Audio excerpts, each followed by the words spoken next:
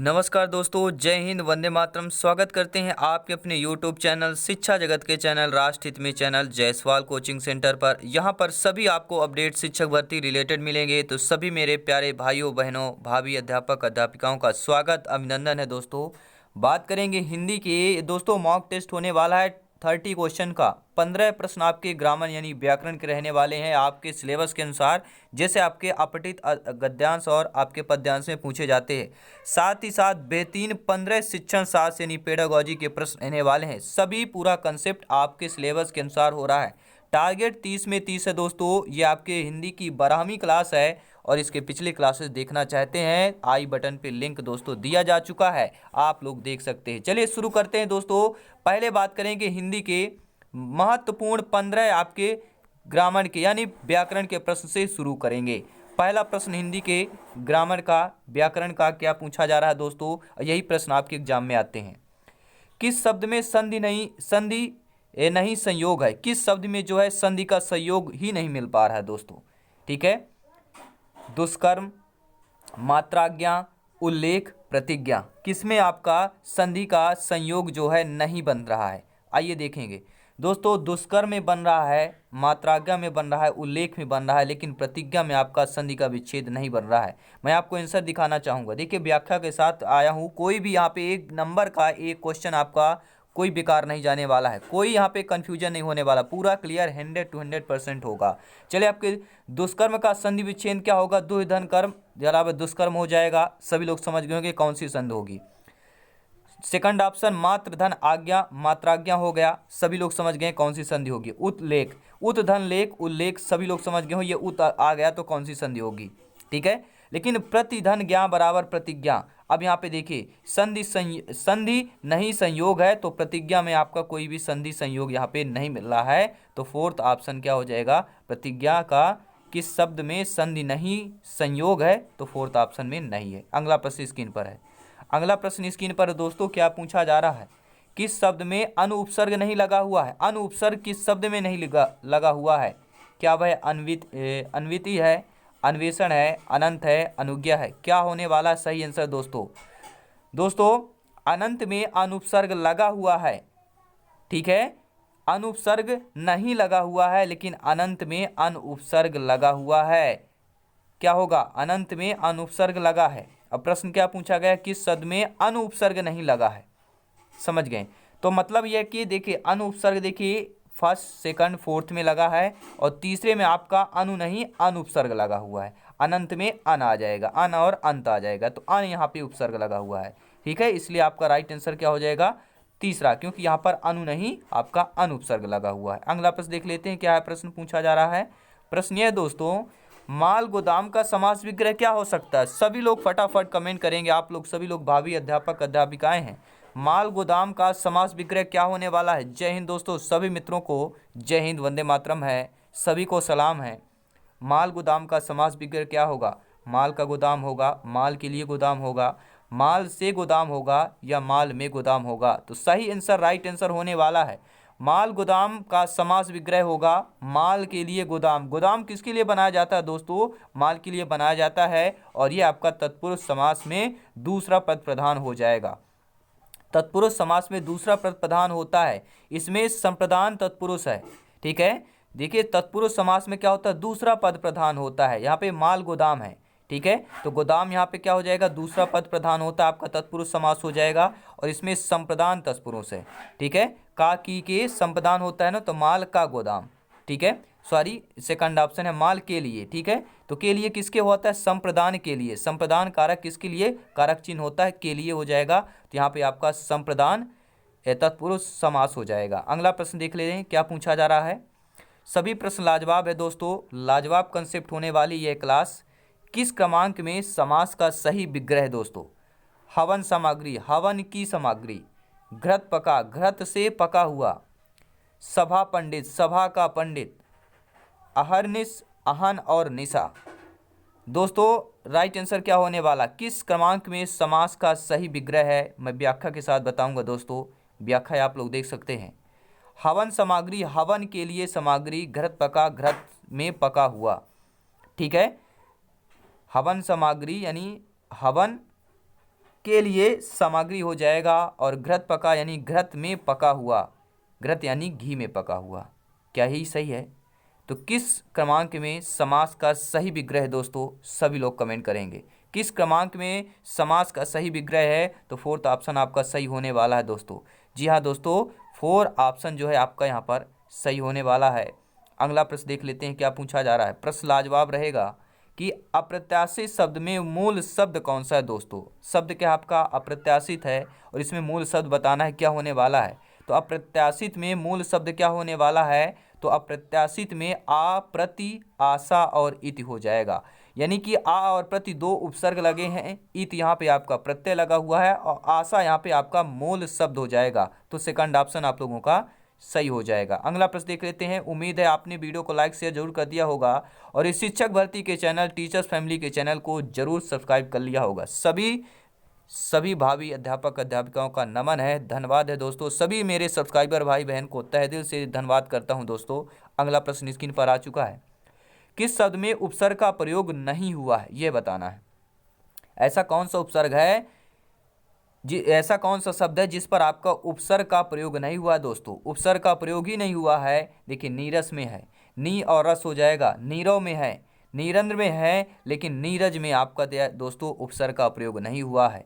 क्योंकि व्याख्या देखेंगे, निर्धन रस बराबर नीरस होता है, निर्धन रव बराबर, ठीक है, और निर्धर रंध, जबकि नीरज में निर्धन जा होता है। तो यहाँ पे नीर जो कि आपका उपसर्ग नहीं है दोस्तों, तो उपसर्ग का प्रयोग आपके नीरज में नहीं हुआ है। अगला प्रश्न देख लेते हैं। लाजवाब प्रश्न है। जय हिंद दोस्तों। प्रश्न लाजवाब होने वाला है, क्लास लाजवाब होने वाली है, क्योंकि सिलेक्शन यहाँ पे होगा दोस्तों। जी हाँ, टारगेट सिलेक्शन है। अगले साल एक सरकारी सीट है दोस्तों। जी हाँ दोस्तों, प्रश्न अगला है। यशः शरीर के मेल से संधि होगी। क्या दिया है? यशः और शरीर को, इन दोनों को मिला देने से, क्योंकि संधि कहती है दो वर्णों के मेल से जो संधि बनती है सभी लोग जानते हैं। तो यशः और शरीर के मेल से दो शब्दों का मेल हो रहा है दोस्तों। यशः शरीर के मेल से संधि क्या होगी? क्या संधि बनने वाली है दोस्तों? जी हाँ दोस्तों, क्या बनने वाली है? यशः और शरीर, तो यश शरीर बनने वाली, यश शरीर बनने वाली है। अब देखिएगा व्याख्या देखेंगे, कंसेप्ट देखेंगे। विसर्ग संधि में विसर्ग के साथ चा, छा, सा के मेल से विसर्ग के स्थान पर सा हो जाता है। यह आपके संधि के, आपने वीडियो नहीं देखा है तो हमारे चैनल में संधि का पार्टिकुलर वीडियो है, जहां पर एकदम बेसिक से आपको बताया गया है दोस्तों कि विसर्ग संधि में विसर्ग के साथ अगर चा, छा, सा के मेल से विसर्ग के स्थान पर क्या हो जाता है? शास्त्रौता वाला सा हो जाता है, आधा सा हो जाता है। इसलिए यहाँ पे यश शरीर कर दिया गया है, यानी आधा शरीर हो जाता है। ठीक है, चलिए अगला प्रश्न देख लेते हैं क्या पूछा जा रहा है। पूरा डिटेल के साथ जानेंगे, कंसेप्ट बेहतरीन है, सिलेक्शन वाले सभी प्रश्न है दोस्तों। दुर्व्यवहार शब्द में कितने उपसर्ग लगे हुए हैं? दुर्व्यवहार को ध्यानपूर्वक केंद्र होकर देखिए। क्या दो उपसर्ग हैं, चार हैं, तीन है, एक है? वीडियो स्पीड पर है तो वीडियो पॉज कर लेंगे मेरे सभी प्यारे मित्र, वीडियो पॉज कर लेंगे, आंसर फटाफट बताएंगे। दुर्व्यवहार शब्द में कितने उपसर्ग हैं मैं आपको बताना चाहता हूं। दुर एक पहला उपसर्ग, बी दूसरा उपसर्ग, और तीसरा उपसर्ग, और प्लस हार दिया हुआ है। प्लस हार यहाँ पे उपसर्ग नहीं है, प्लस दुर, बी, औ, ये आपके तीन उपसर्ग हैं दोस्तों। दुर्व्यवहार में तीन उपसर्ग हो जाएंगे, राइट ऑप्शन आपका थर्ड हो जाएगा। अगला प्रश्न स्क्रीन पर आ चुका है। लाजवाब प्रश्न है दोस्तों, लाजवाब क्लास है। जी हाँ दोस्तों, अगला प्रश्न यह है, उपनिषद शब्द में इक प्रत्यय लगाने पर कौन सा शब्द बनता है? तो उपनिषद शब्द में अगर इक प्रत्यय लगा देंगे तो कौन सा शब्द बन जाएगा? तो औपनिषदिक बन जाएगा। औपनिषदिक आपका शब्द बन जाएगा। व्याख्या देखेंगे दोस्तों, समझेंगे व्याख्या के साथ।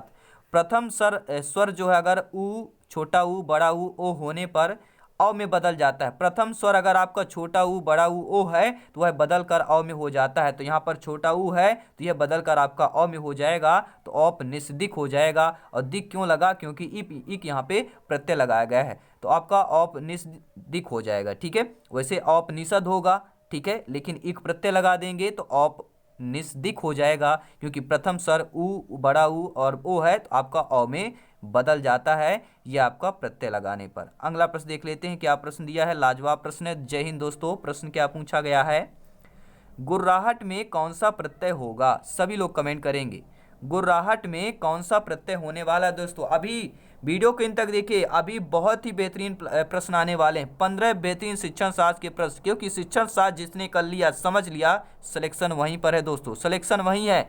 जी हाँ दोस्तों, सिलेक्शन वहीं पर टिका हुआ होता है। तो गुर्राहट में कौन सा प्रत्यय होने वाला है, क्या प्रत्यय यहाँ पे, क्या क्रियाबोधक कृत प्रत्यय होगा, कृतवाचक तद्धित प्रत्यय होगा, भाववाचक कृत प्रत्यय होगा, या करणवाचक कृत प्रत्यय होगा दोस्तों।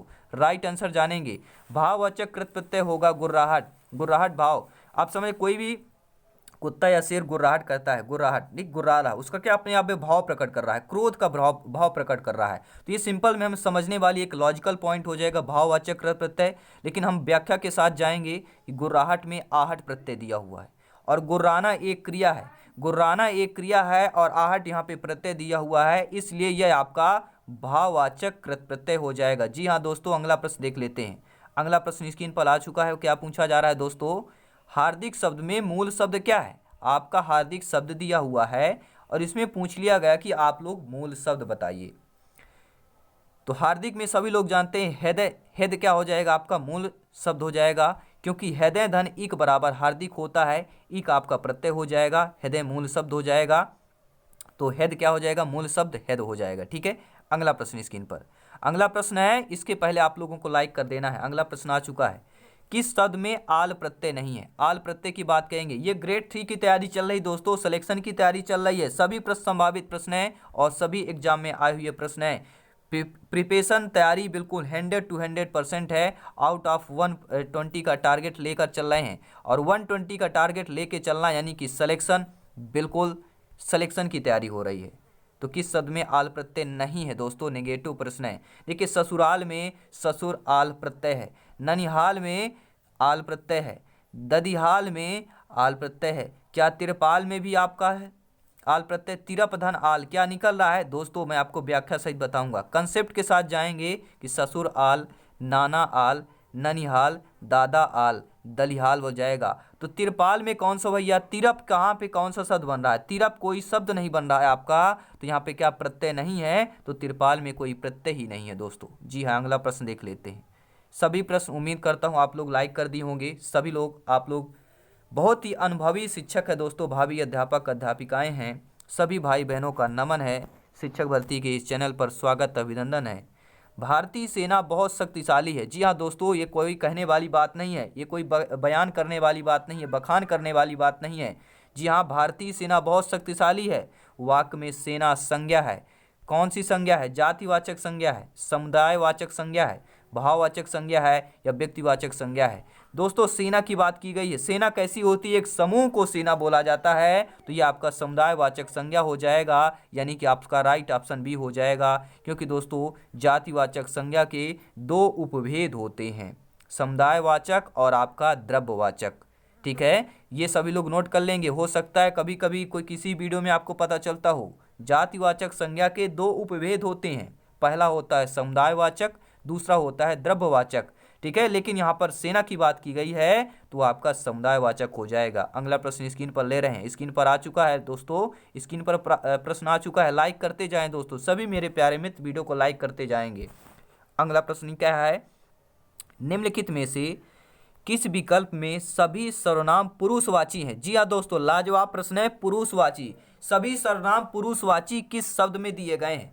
तो देखिए, हम, तुम, ए, वे, मैं, ये सभी जो सर्वनाम दिए हैं दोस्तों, ये सभी पुरुषवाची हैं। व्याख्या के साथ जाएंगे दोस्तों। पुरुषवाचक सर्वनाम में व्यक्तियों के नाम के स्थान पर बोले जाने वाले सर्वनाम आते हैं। क्या दोस्तों, पुरुषवाचक सर्वनाम में व्यक्तियों के नाम के स्थान पर बोले जाने वाले सर्वनाम आते हैं। जैसे मैं कहूँगा मैं, हम, तुम, तू, ये सभी क्या है, ये आपके पुरुषवाचक सर्वनाम कहला जाएंगे। तो आपका राइट ऑप्शन हम, तुम, ए, वे, मैं, ये सभी क्या कहलाएंगे दोस्तों, सभी सर्वनाम पुरुषवाची सर्वनाम है। अगला प्रश्न आ चुका है, अगला प्रश्न आ चुका है। जी हाँ दोस्तों, 15वां प्रश्न यह है, किस वाक्य में परिणामवाचक विशेषण है। जी हाँ दोस्तों, लाजवाब प्रश्न है, और यही प्रश्न आते हैं दोस्तों। जी हाँ, विशेषण, विशेष, संधि, समास, अव्यय, प्रत्यय, उपसर्ग, बस यहीं पर टिका है सिलेक्शन।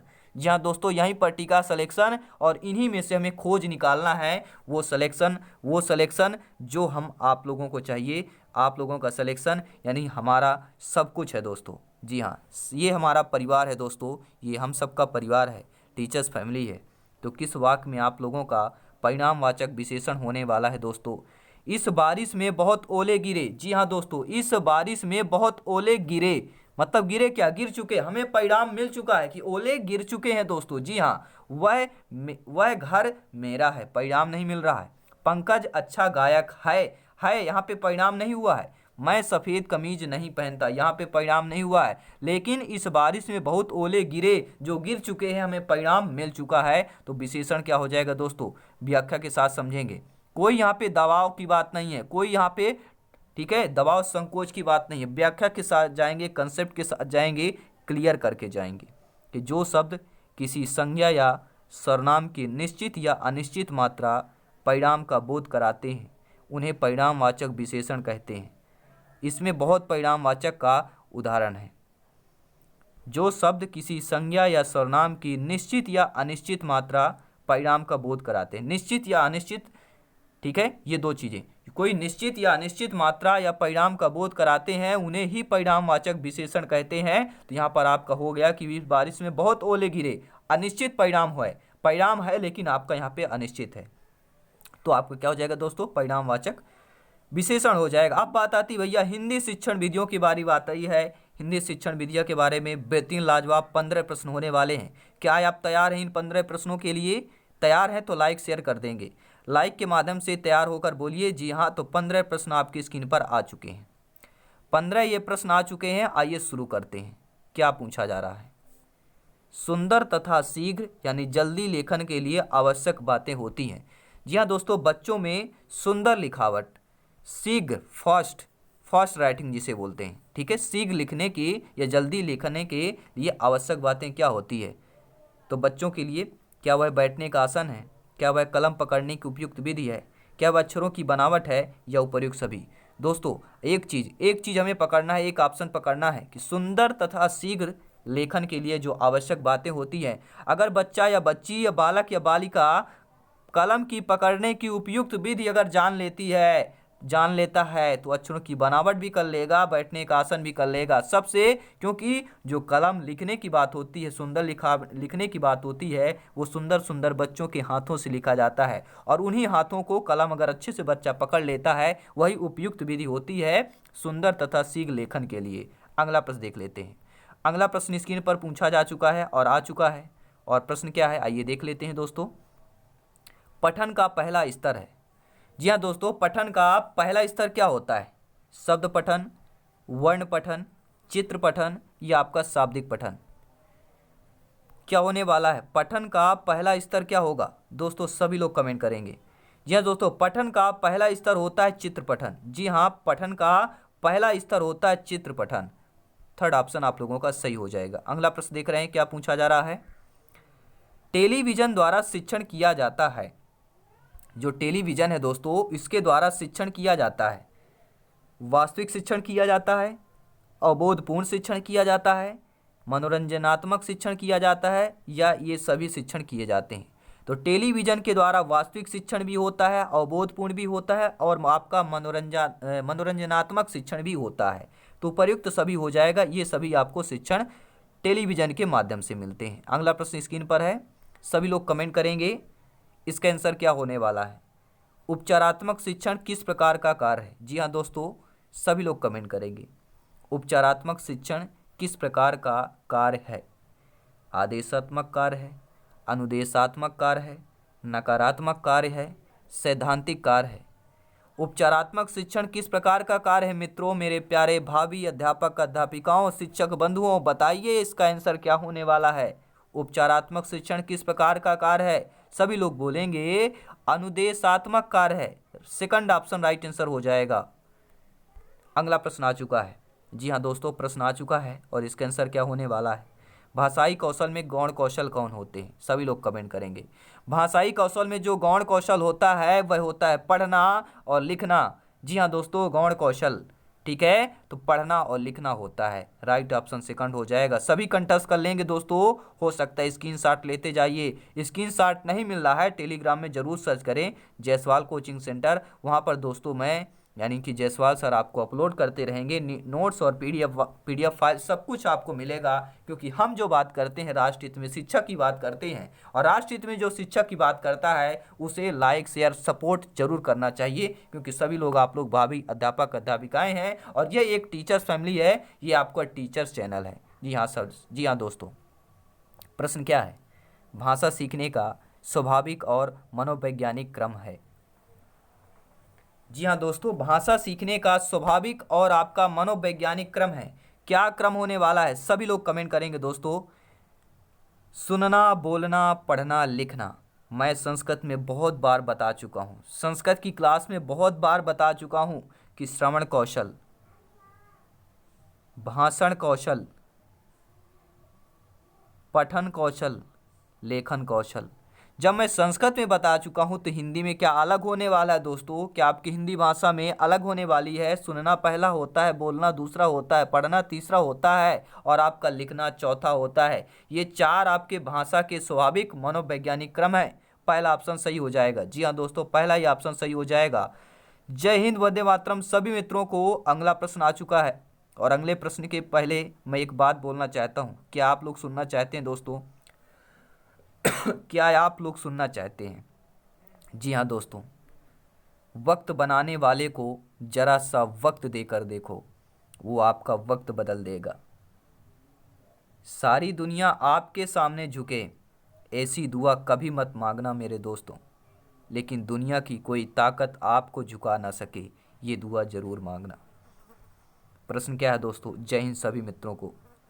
ऋषि स्वर का बोध कराने के लिए चित्र पठन हेतु आप किसका चित्र प्रस्तुत करेंगे? सभी लोग कमेंट करेंगे।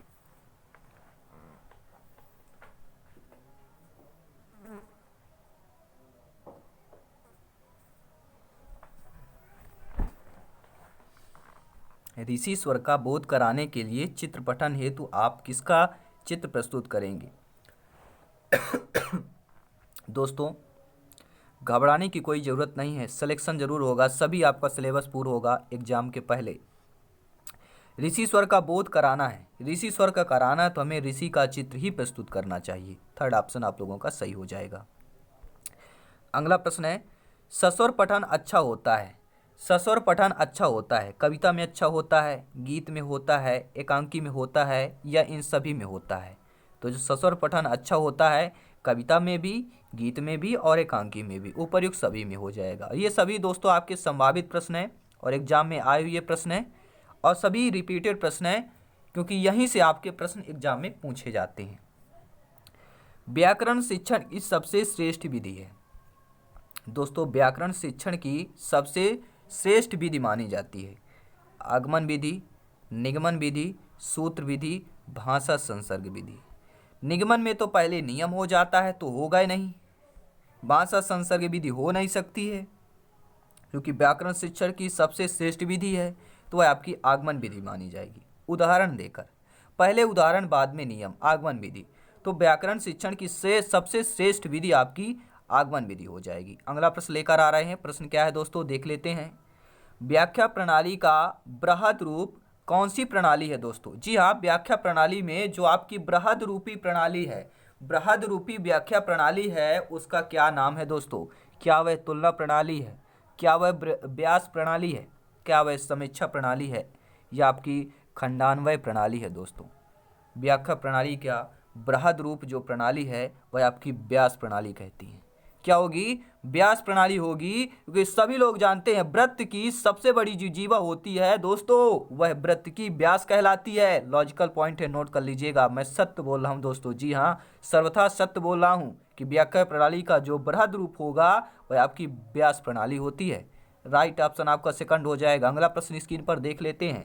लाजवाब प्रश्न है दोस्तों कि अनुकरण विधि किस स्तर के लिए उपयुक्त होती है? जी हाँ दोस्तों, जो आपकी अनुकरण विधि होती है वह आपके किस स्तर के लिए उपयुक्त मानी जाती है? प्राथमिक स्तर के लिए मानी जाती है, माध्यमिक स्तर के लिए मानी जाती है, उच्च स्तर के लिए मानी जाती है, या इन सभी स्तरों के लिए मानी जाती है? तो आपका आंसर क्या होने वाला है? फटाफट वीडियो पॉज करें, कमेंट करें। लाजवाब प्रश्न है, सिलेक्शन वाला प्रश्न है दोस्तों। अनुकरण विधि जो है प्राथमिक स्तर के लिए उपयुक्त मानी जाती है? और उपयुक्त होती है, पहला ऑप्शन आप लोगों का सही हो जाएगा। अगला प्रश्न देख लेते हैं। इनमें से एक साधन श्रव्य दृश्य सामग्री का है। इनमें से, इन ऑप्शनों में से एक साधन ऐसा है जो आपका श्रव्य दृश्य सामग्री का है। क्या वह ग्रामोफोन है? क्या वह टेलीविजन है? क्या वह रेडियो है? क्या वह आपका लिंगवा फोन है? जी हाँ दोस्तों, राइट आंसर। फटाफट कमेंट करें। एक ऐसा साधन जो दृश्य सब सामग्री का है। सभी लोग जानते हैं टेलीविजन एक ऐसा साधन है जो आपका दृश्य सब और दृश्य सामग्री का है। सभी मित्रों का जायसवाल कोचिंग सेंटर की तरफ से, जायसवाल सर की तरफ से हार्दिक अभिनंदन है मेरे सभी सब्सक्राइबर भाई बहनों को। दोस्तों अगला प्रश्न स्क्रीन पर आ चुका है और इसका आंसर आप लोगों को कमेंट के माध्यम से बताना है। जी हाँ दोस्तों, कमेंट करना है और आंसर बताना है आप लोगों को क्या सही होने वाला है। यहाँ पर किस शिक्षण विधि में तकनीकी साधनों का प्रयोग किया जाता है? ऐसी कौन सी शिक्षण विधि है दोस्तों आपके शिक्षण शास्त्र की, आपके हिंदी शिक्षण विधि में कि तकनीकी साधनों का प्रयोग किया जाता हो? वह कौन सी विधि है? क्या वह व्याख्या विधि है? क्या वह सूत्र विधि है? क्या वह दूरस्थ विधि है? क्या वह सैनिक विधि है? दोस्तों दूरस्थ विधि में तकनीकी साधनों का प्रयोग किया जाता है क्योंकि विधि आपकी दूरस्थ विधि है। तकनीकी के माध्यम से अगर किसी भी दूर वस्तु को देखना हो, दूर चीज वस्तुओं को देखना हो, हम तकनीक का सहारा लेते हैं, हम लेंस का सहारा लेते हैं, वह क्या हो जाएगा? दूरस्थ चीज़ों को देखने के लिए। तो जी हाँ दोस्तों, ऐसी शिक्षण विधि जो तकनीकी साधनों का प्रयोग किया जाता है वह आपकी दूरस्थ विधि हो जाएगी। क्या मैंने सही कहा? सभी मेरे मित्रों को जय हिंद, इंकलाब जिंदाबाद रहेगा। और सिलेक्शन, जी हाँ दोस्तों, टारगेट सिलेक्शन है और अगले साल हमें कुछ नहीं, आप लोगों के लिए एक सरकारी सीट अध्यापक के तौर पर आप लोगों की नियुक्ति चाहिए। दोस्तों प्रश्न क्या है? मूल्यांकन में निष्पक्षता बनाए रखने के लिए प्रश्न होने चाहिए। अगर आप लोगों को, आप सभी लोग भावी अध्यापक अध्यापिकाएं हैं, एक आप लोग अपने आप में निपुण है दोस्तों, जी हाँ अपने आप में निपुण है, तो बताइए यहाँ पर मूल्यांकन में निष्पक्षता बनाए रखने के लिए प्रश्न होने चाहिए। कैसे प्रश्न होने चाहिए?